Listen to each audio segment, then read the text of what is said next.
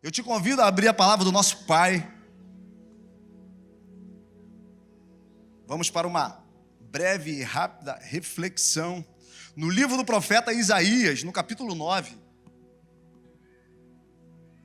Isaías, capítulo 9, nós leremos do versículo 1 ao 7. Mas antes, para que você entenda, eu quero conversar um pouquinho com você sobre o contexto. O que está acontecendo dentro da realidade do povo de Deus. O povo está dividido. Reino do Norte e Reino do Sul. O eminente inimigo, muito poderoso, está conquistando alguns territórios em volta. E os reinos estão, então, vivendo um grande tempo de medo. No Reino do Sul, o rei Acaz, ele resolve barganhar com o rei da Síria. Ele pega os utensílios do templo e dá de presente ao rei. Ele pega aquilo que é do Senhor e resolve oferecer para mostrar a sua submissão à Síria. O Reino do Norte, vivendo um tempo de muito medo, sabendo que a destruição era iminente, começa então a temer. As pessoas se questionam: cadê Deus? Estamos abandonados, estamos sozinhos. Muita fome, miséria, injustiça.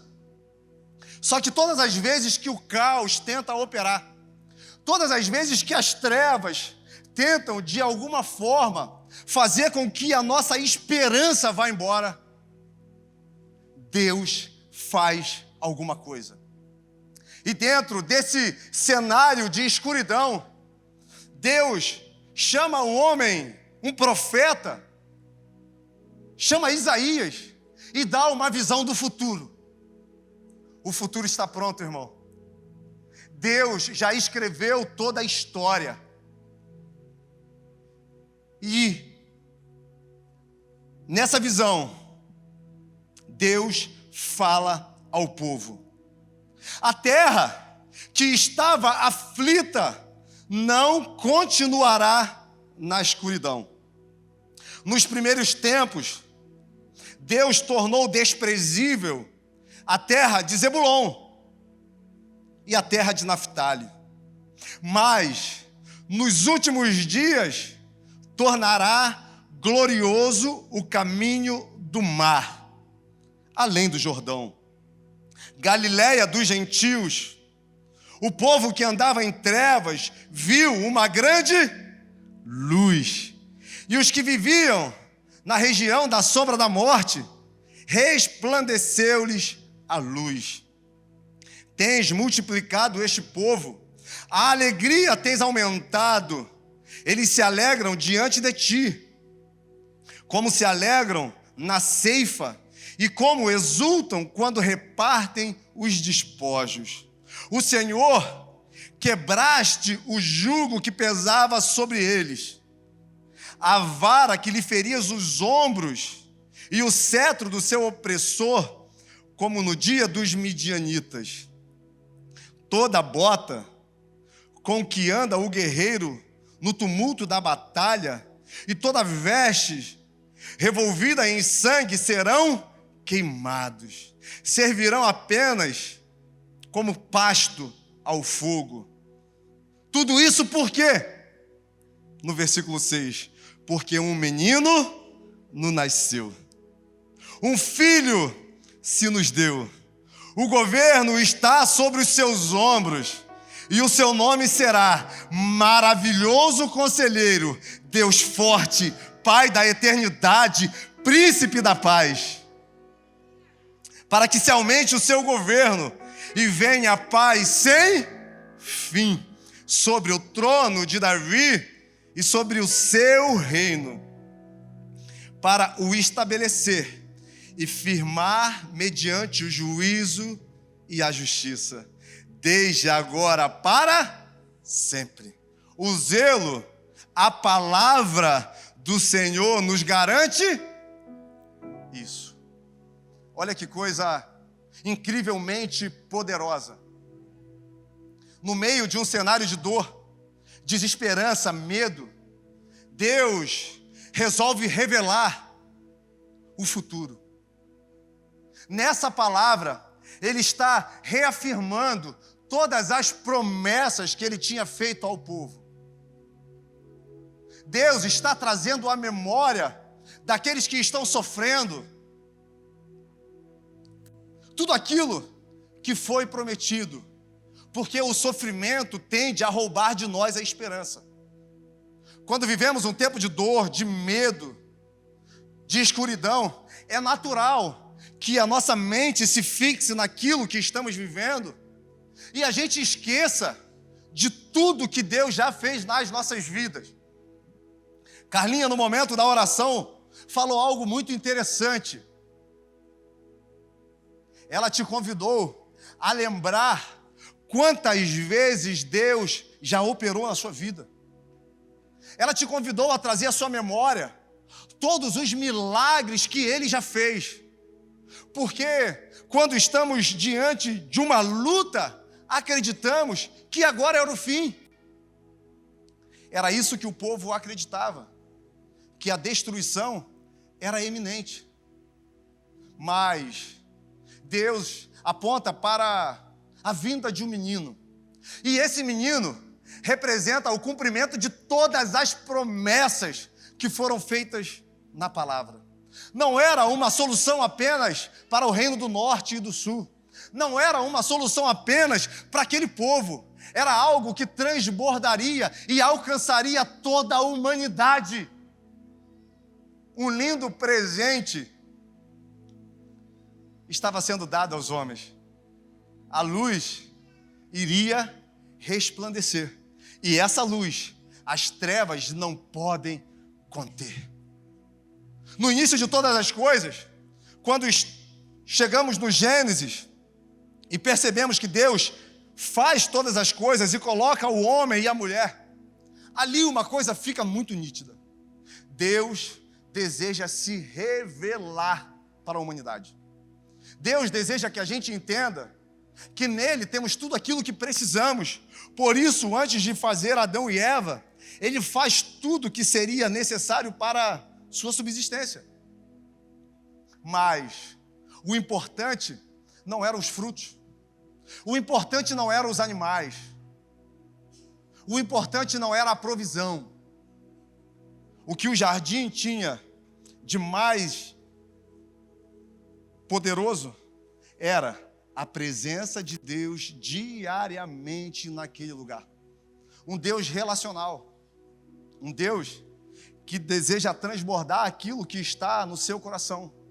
Só que Adão e Eva cometem o erro de acreditar que fora daquele lugar eles teriam algo que já não tivesse ali. E resolve ouvir as mentiras, as sugestões da serpente. E quantas são as vezes que nós preferimos ouvir aquilo que o nosso inimigo diz, do que continuarmos firmes nas promessas de Deus? Quantas são as vezes que Deus, reafirmando algumas coisas na nossa vida, nós olhamos para os desafios que enfrentamos e resolvemos pegar os caminhos mais fáceis. Mas, irmãos, no capítulo 1, vai dizer que os caminhos do Senhor são no meio das tormentas e das tempestades da vida. Nos momentos mais difíceis que nós vivemos, quando o controle sai das nossas mãos, é nesse lugar que Ele vai se revelar para nós de uma forma que nós nunca experimentamos.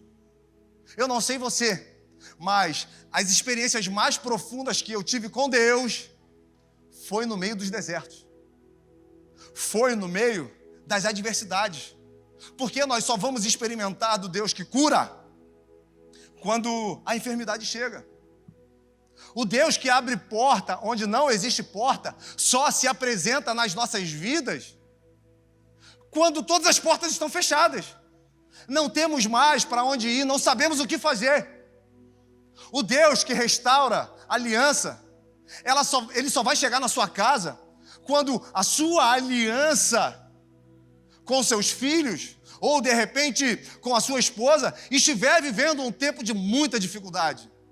Só que nesses momentos, nós preferimos acreditar o quê? O melhor é sair desse lugar.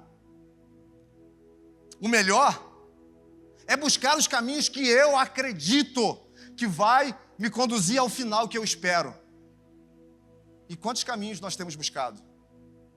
Quantos caminhos você tem buscado? E a pergunta que eu te faço nessa manhã: para onde esses caminhos te levaram? É bem provável que você não tenha alcançado o final que esperava. É bem provável que nessa trajetória você se machucou, você se feriu, você se frustrou e principalmente você se pegou longe de Deus. Você já não percebe mais que Deus está buscando todos os dias se relacionar com você. Assim como Adão e Eva, que no momento que Deus visita eles no jardim, eles resolvem se esconder. Correm para trás de um arbusto, resolvem tapar as suas vergonhas, como se fosse possível se esconder de Deus. Joãozinho tem 4 anos e ele ama brincar de pique-esconde. E muitas são as vezes que ele corre pela casa e ele se esconde atrás da cortina. Só tem uma questão: a cortina só cobre até a sua cintura. E ele fica ali, me vendo passar para lá e para cá e perguntando: Joãozinho, cadê você? Papai não está te achando. Olha que Deus amoroso. Olha que Deus incrível. Ele, mesmo sabendo onde Adão e Eva estavam, ele chegou de uma forma carinhosa e os convidou a sair daquele lugar e chegar até a sua presença. E é assim que ele nos convida todos os dias. Você que de repente trilhou caminhos para longe. Você que hoje vive uma vida de escuridão, de dor, de trevas, carregando na sua alma feridas que ninguém percebe que você tem. Escondendo a ansiedade, o medo, a depressão. Escondendo o desejo de muitas vezes tirar a sua própria vida daquelas pessoas que estão ao seu redor.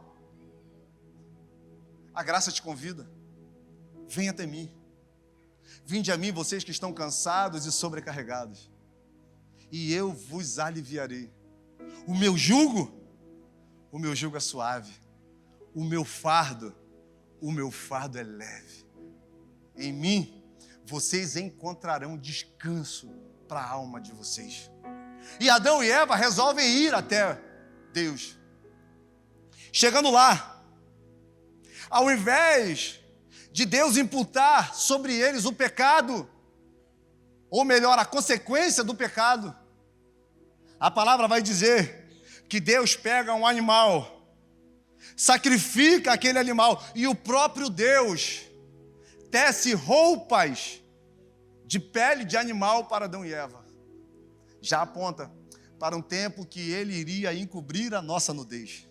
Já aponta para um sacrifício que seria feito. Um sacrifício sem igual na história da humanidade. E Deus então libera uma profecia. E é a primeira vez que o Messias aparece na palavra de Deus. Porque Jesus não é alguém que só se revela no Novo Testamento. Nesse momento, Jesus é revelado. E uma profecia é liberada. E Deus diz para a serpente: porém, inimizade entre você e a mulher. Gênesis capítulo 3, versículo 15. E da descendência da mulher nascerá um, que vai pisar na sua cabeça, e você vai ferir o seu calcanhar. Naquele momento, Deus revela para a serpente que o final dela já está escrito. Naquele momento, Satanás já fica sabendo que ele estava subjugado eternamente, que ele já foi vencido. E esse não foi um retrato histórico a partir de um erro de Adão e Eva, não, Porque em Apocalipse, capítulo 13, versículo 18, João vai escrever que antes que o mundo existisse, Deus já tinha preparado para si um cordeiro. Deus já tinha um projeto lindo, que depois seria revelado em João, capítulo 3, versículo 16. Porque Deus amou o mundo de tal maneira que entregou o seu único filho para todo aquele que nele crê não pereça, mas tenha a vida eterna. Então, a partir desse momento, toda a história da humanidade, todo o Novo Testamento só aponta para uma direção: a vinda do Filho de Deus. Nós vamos ver o relato da história de Noé, que no meio de uma geração injusta, permaneceu justo. Deus se revela para ele e diz: olha, construa uma arca, porque eu vou trazer juízo e destruição sobre a terra. Quem estiver nessa arca vai ser poupado. Noé fez uma arca que protegeu a sua família, mas Deus, através de Jesus, construiria uma arca que salvaria toda a humanidade, porque essa arca é a própria presença de Cristo no meio dos homens. Nós vamos ver um homem chamado Abrão sendo chamado e uma direção sendo apontada para ele: sai da sua terra, do meio da sua parentela, para um lugar que eu vou te enviar. Abraão se torna o pai da fé, mas ele sai de um lugar geográfico e vai para outro. Mas em Filipenses, no capítulo 2, vai falar de um Deus que abriu mão da sua glória e resolveu se tornar como figura humana e vir à terra para cumprir o propósito de Deus. Nós vamos ouvir falar de Moisés, que foi o libertador do povo que estava cativo. Mas Moisés livrou apenas o povo de um lugar geográfico. O verdadeiro Salvador nos livraria do nosso destino de morte. E esse Salvador é Jesus Cristo, que nos deu a vida eterna. Nós vamos ouvir falar de Davi, um rei segundo o coração de Deus, que unificou as tribos, que conquistou, devolveu a glória de Israel. Mas ele e o seu reinado durou um período de tempo. Mas após ele, viria um que reinaria eternamente. E o seu nome é Jesus Cristo. E eu poderia falar sobre diversas outros heróis da fé. Mas todos eles sempre apontaram em uma direção: Jesus Cristo. O Evangelho só faz sentido na nossa vida quando refletimos a vida desse Cristo em nós. O Evangelho só faz sentido na nossa vida quando essa verdade nos transforma, independente de quem nós tenhamos nos tornado. E mesmo muitas vezes caminhando para longe, mesmo com as nossas escolhas totalmente erradas, Deus, sabendo o caminho que nós trilharíamos, Ele resolveu nos amar. E não existe nada mais constrangedor do que isso. Deus já sabia tudo aquilo que você faria. Que muitas vezes nós iríamos virar as costas para Ele e seguir segundo as nossas próprias vontades, nossos próprios desejos. Mesmo assim, Ele resolveu nos amar, entregando o seu único Filho, trazendo luz sobre a escuridão das nossas vidas. Eu já contei aqui algumas vezes que eu tive um encontro com essa verdade em um momento que eu estava muito debilitado, procurando em lugares, procurando em pessoas, algo que preenchesse a minha vida. Mesmo sendo criado nos caminhos do Senhor, conhecendo um pouquinho desse Deus, olhando os milagres que Ele já tinha feito na minha vida, eu não me sentia parte disso. E resolvi satisfazer os desejos do meu coração, da minha carne. E não encontrei sucesso em nada que eu fiz. Não encontrei alegria em todos os caminhos que eu trilhei. Só me machuquei pessoas, me decepcionei, me frustrei. Quando eu não tinha nada, quando eu estava totalmente desacreditado, quando os meus olhos só viam escuridão, dor, morte, dentro de uma boate totalmente embriagado, procurando paz para minha alma. E essa paz seriam substâncias que me livrariam de quem eu sou. De repente, eu vou lavar as minhas mãos e quando eu olho no espelho, dentro daquele lugar barulhento, eu ouço uma voz. E essa voz diz: eu renovo todas as coisas. O Evangelho não é sobre homens que buscam Deus. O Evangelho é sobre Deus que resolveu se revelar aos homens. O Evangelho é sobre o amor de Deus indo em sua direção e quebrando todas as suas resistências. E fazendo você enxergar que a vida só faz sentido quando Ele se torna a sua própria vida. Quando um caminho novo se apresenta e você tem a capacidade de perceber que esse caminho vai te levar para um lugar onde você vai encontrar a verdadeira paz, uma paz que excede o momento que estamos vivendo, uma paz que excede as lutas, as tribulações, as decepções, as frustrações, as marcas que a vida deixou. E nesse lugar nos sentimos completos, e nesse lugar nos sentimos amados. Deus pegou o lixo e resolveu amar. Mesmo Israel caminhando para longe de Deus, mesmo Israel fazendo alianças com povos estrangeiros, adorando deuses estrangeiros, mesmo o rei Acaz doando os utensílios do templo, aquilo que foi consagrado ao Senhor, para povos pagãos,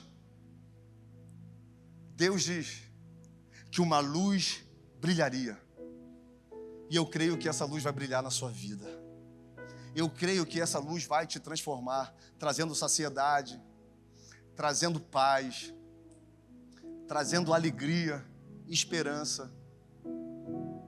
E essa luz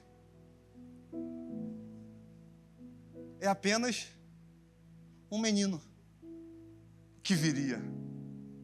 Eu imagino Israel ouvindo todas as promessas que Deus fez sobre a vinda do Messias, criando um conceito sobre a vinda desse Messias. Moisés fala que no meio dele, do meio do povo viria um, que esses todos deveriam vir. Davi fala sobre um reino eterno. O povo achou que seria um líder bélico. O povo achou que seria alguém que traria paz para o reino. O povo acreditou que esse Messias iria devolver a glória que foi roubada de Israel. Mas, de repente, um anjo se apresenta para uma mulher agraciada, chamada Maria, e diz que do ventre dela nasceria aquele que iria salvar o mundo.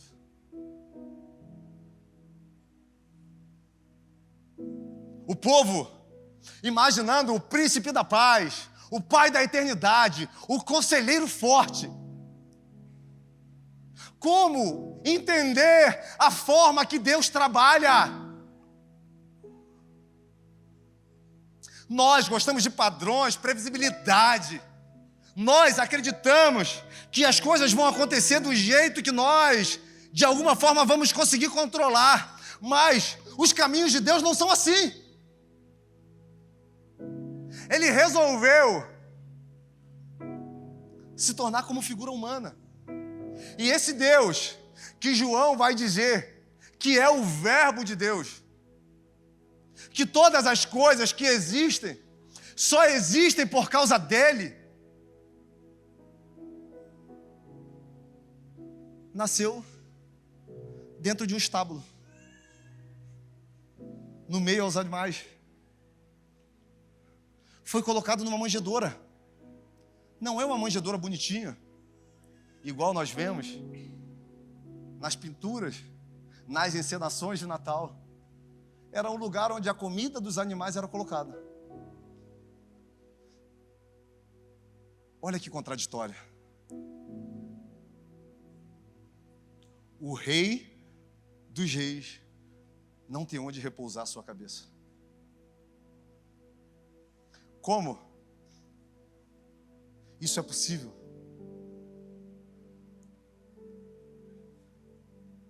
O plano de Deus para o homem foi revelar Jesus Cristo através da sua humanidade. O que é mais poderoso de Jesus é a sua simplicidade.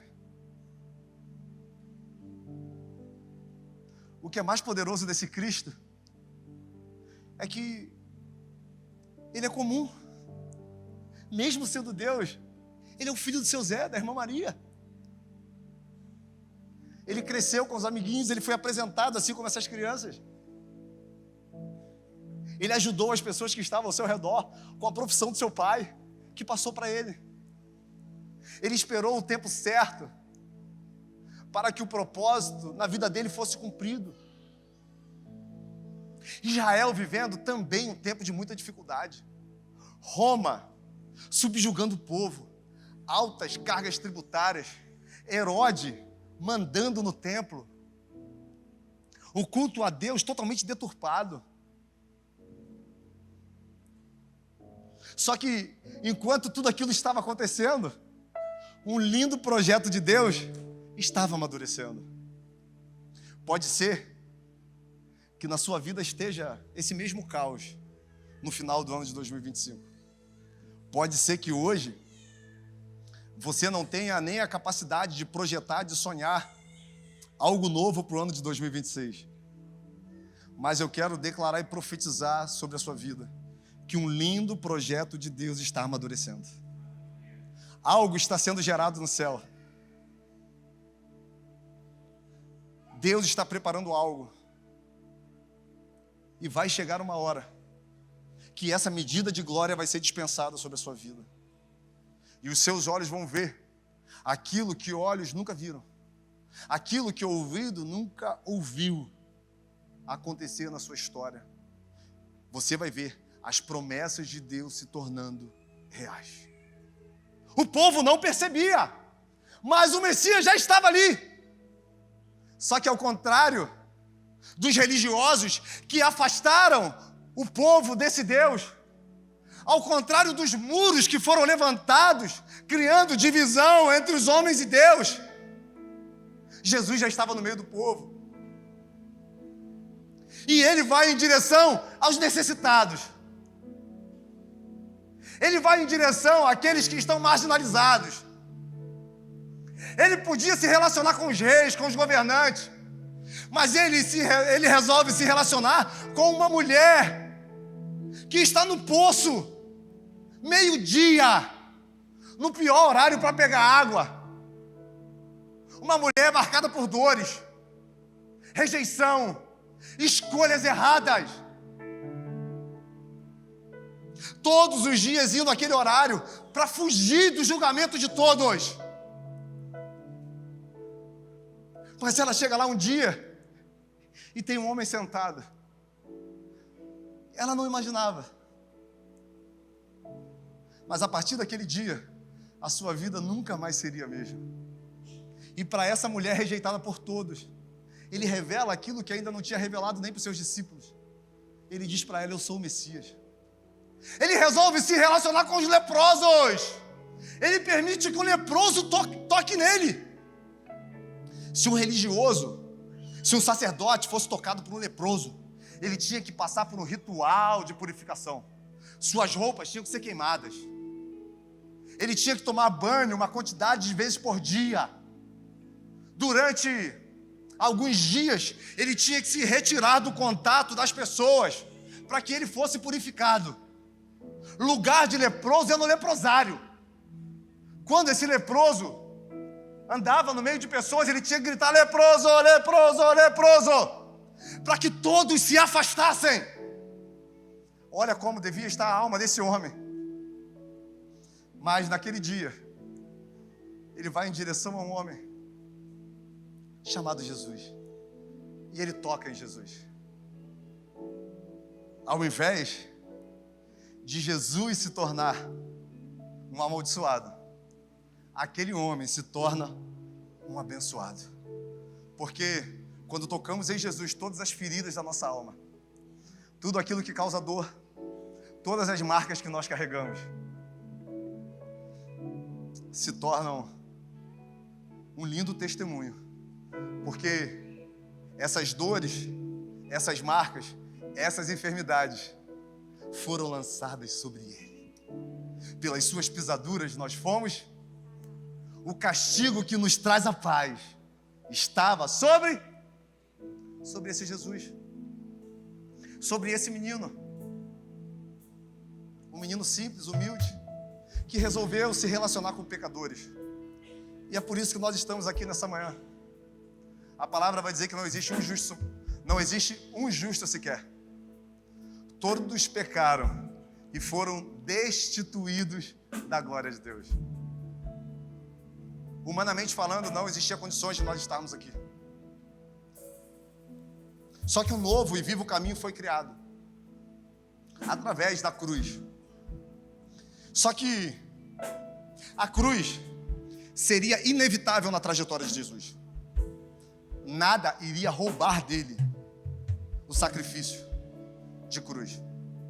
Os homens tentaram, quando de alguma forma tentaram proclamá-lo rei.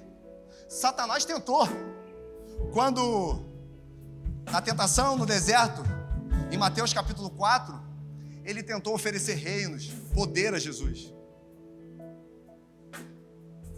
A cruz era inevitável, mas do nascimento até a cruz, ele resolve nos revelar algo que é muito poderoso. Jesus pega algo que é exclusivo dele e nos entrega essa possibilidade. Ele resolve nos apresentar um Deus que é Pai. Veio para aqueles que eram seus, mas os seus não o quiseram. Mas todos aqueles que o receberam, foi dado a esse o direito de serem chamados filhos de Deus. João no capítulo 1. Romanos 8, Paulo vai dizer que aqueles que são guiados pelo Espírito, esses são filhos de Deus. O ano está por vir. Um novo ciclo vai se apresentar diante de nós. E para obtermos sucesso naquilo que acreditamos, vai ser necessário nos reposicionarmos. Olha quantos projetos, olha quantos sonhos você já colocou no papel e nada saiu da forma que você queria. O meu convite para você nessa manhã é que você convide Deus para participar dos seus sonhos. A garantia que viveremos tudo aquilo que Ele tem para nós, ela é dada no momento que nós deixamos Ele apontar os caminhos que Ele deseja para nós. Existe um versículo que eu amo e eu repito com muita frequência, que está no Salmo 139, onde o homem, segundo o coração de Deus, diz: todos os meus dias já estão escritos no seu livro, mesmo antes deles existirem. Antes que as palavras venham à minha boca, o Senhor já as conhece. Você conhece o meu deitar e o meu levantar. Existe um projeto e um plano de Deus para a sua vida. Tudo isso escrito exclusivamente com linhas de amor. Se você chamar Deus para o seu novo ciclo, eu tenho certeza que você não viverá tudo o que você deseja, mas você vai viver o propósito, porque o propósito encontramos quando vivemos tudo aquilo que Ele escreveu sobre nós. E nessa manhã, eu profetizo e declaro que o ano de 2026 vai ser o ano onde você vai viver os propósitos de Deus para sua vida. Você entendeu o que eu falei? Você não vai viver os seus propósitos. Você vai viver os propósitos de Deus, porque junto com o propósito vem a sua vontade, que é boa, perfeita e agradável. Vem aquilo que olhos não viram, ouvidos não ouviram, jamais penetrou no coração do homem. Aquilo que está disponível a todo aquele que crê. E eu creio que coisas maiores virão, milagres acontecerão. Você não imagina o que Deus vai fazer na sua vida. Eu creio. Você crê? Você crê? Então eu te convido a se colocar de pé. Feche seus olhos.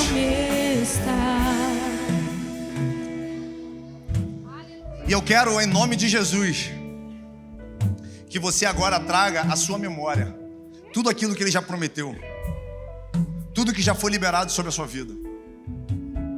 Espírito Santo de Deus, traga à nossa memória tudo que o Senhor já falou ao nosso respeito. Ministerialmente, financeiramente, no contexto familiar. Traga à memória desse homem, essa mulher, os seus planos na vida de cada um.